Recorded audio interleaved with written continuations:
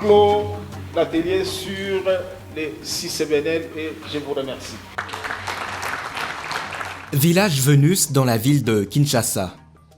Durant 5 jours dans cet hôtel, magistrats, auditeurs, cadres de la Cour des comptes, experts de l'IGF, responsables administratifs et financiers des projets financés par la BAD, ont pris part au séminaire de formation consacré à l'acte uniforme relatif au système comptable des entités à but non lucratif.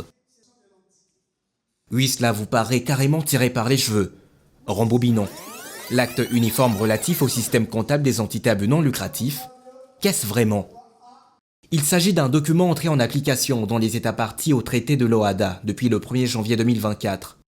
Il rend obligatoire la tenue d'un registre des donateurs cotés et paraphés.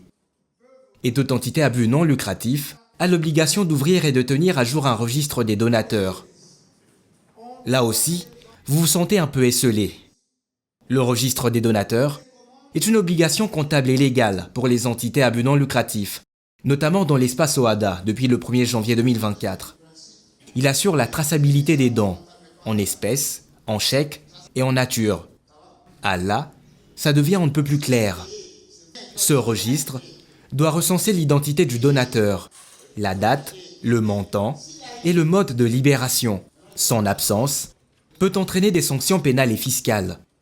Il fallait, n'est-ce pas, sensibiliser ou à mieux former les professionnels de la BAD qui interviennent sur les projets de la BAD, les inspecteurs, le magistrat de la Cour des comptes, les inspecteurs de l'IGF ainsi que les équipes projets qui interagissent avec les auditeurs internes et externes sur l'utilisation ou la maîtrise de ces nouveaux systèmes comptables, le CICBNL.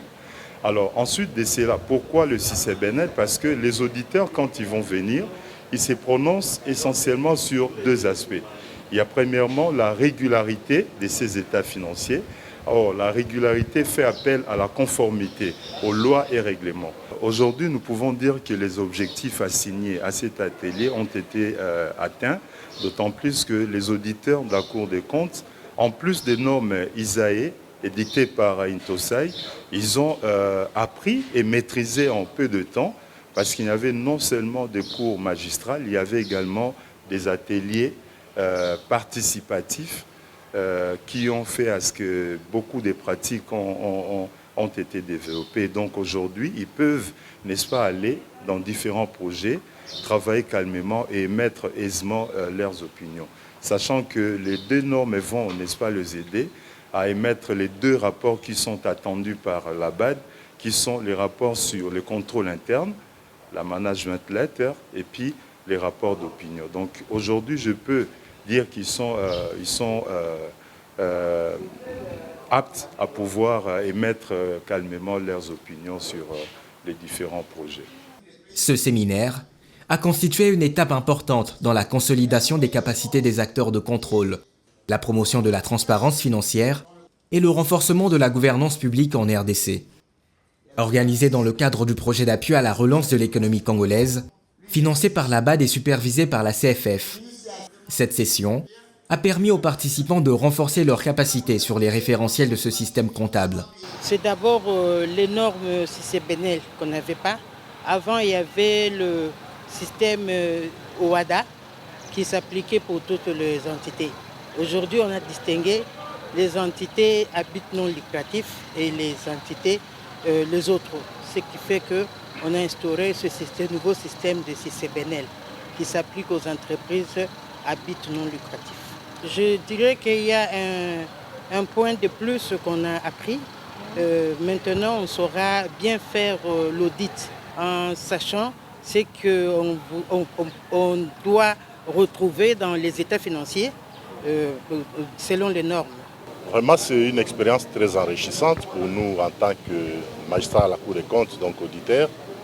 Nous avons acquis des connaissances qui nous étaient vraiment très indispensables dans l'accomplissement de notre tâche en tant qu'auditeurs.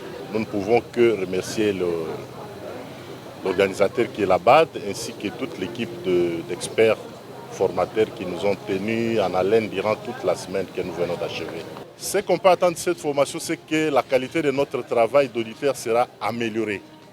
C'est le souhait du bailleur, la BAD, je crois, parce que nous sommes auditeurs dans tous les projets que finance la BAD.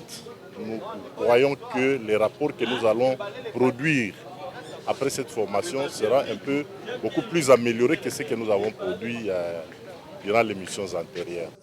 Animée par le Conseil permanent de la comptabilité au Congo, la formation a constitué un cadre stratégique d'échange et d'apprentissage autour des exigences de contrôle juridictionnel, de transparence financière et de gouvernance des projets de développement.